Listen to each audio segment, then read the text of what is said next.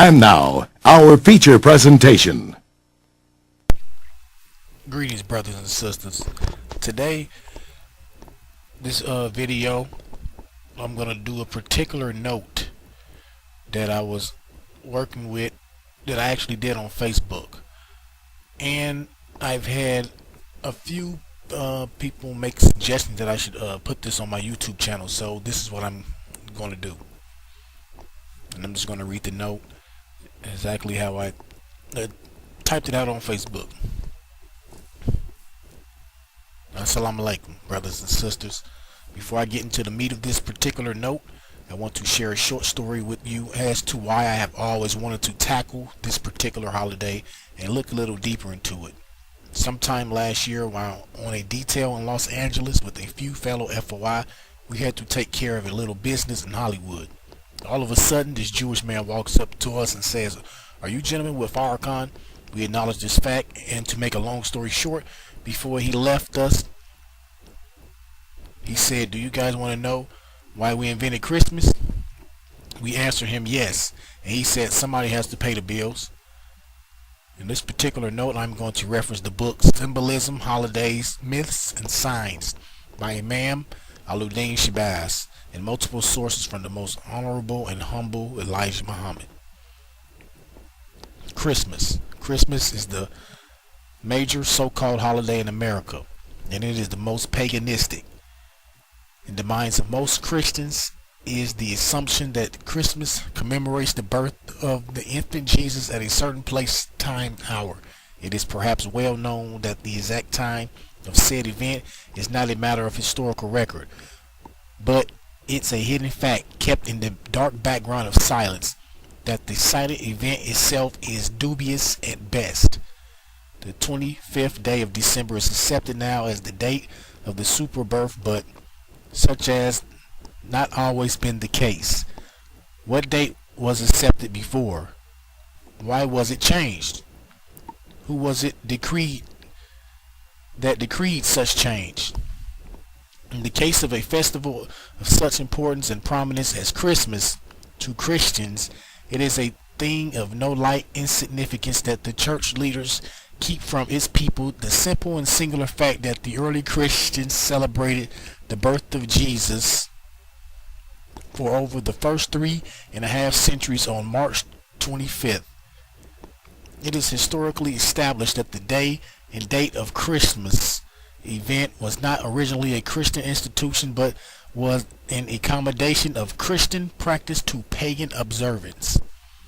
In the classical work on ancient primitive myth, magic, religion, ritual, and taboo entitled The Golden Ball by Sir James Frazer on page 721, it stated, quote, "The summer solstice and winter solstice are the two great turning points in the sun's apparent course through the sky, and from the standpoint of primitive man, nothing might seem more appropriate than to kindle fires on earth, and the two moments when the fire and heat of the great luminaries in heaven begin to wane and wax.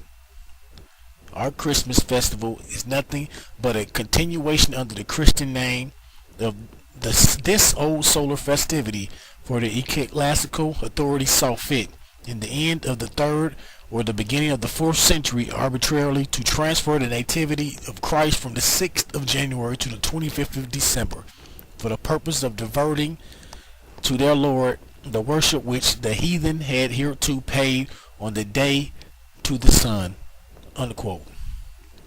Page 722.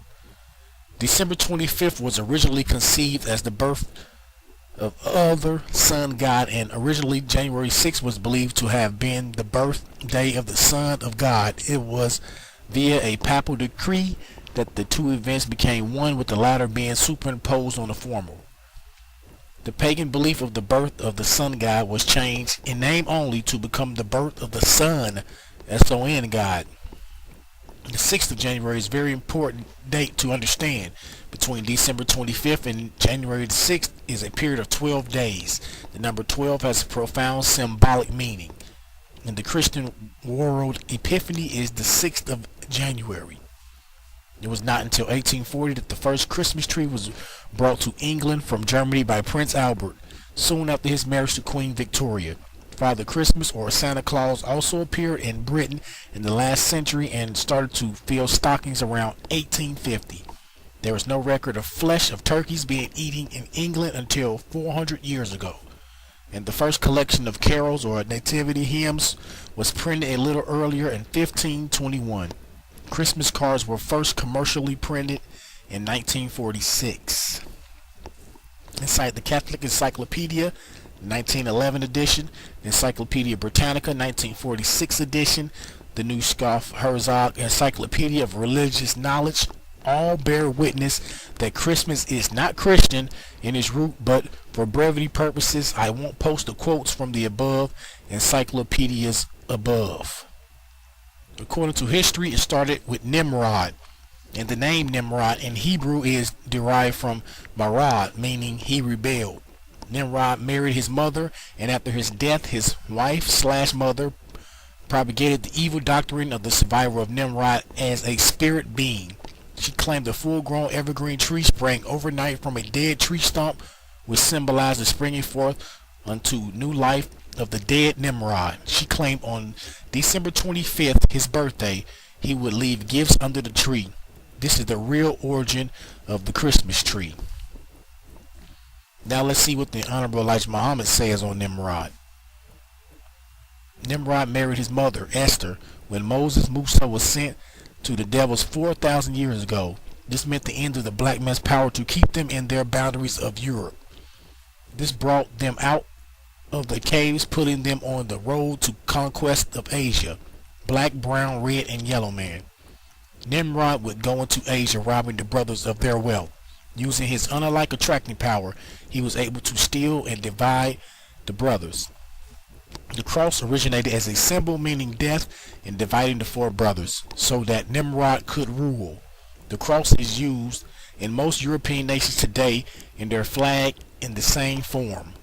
Christmas, being Nimrod's birthday, has all the signs. The evergreen meaning everlasting life for the Caucasian.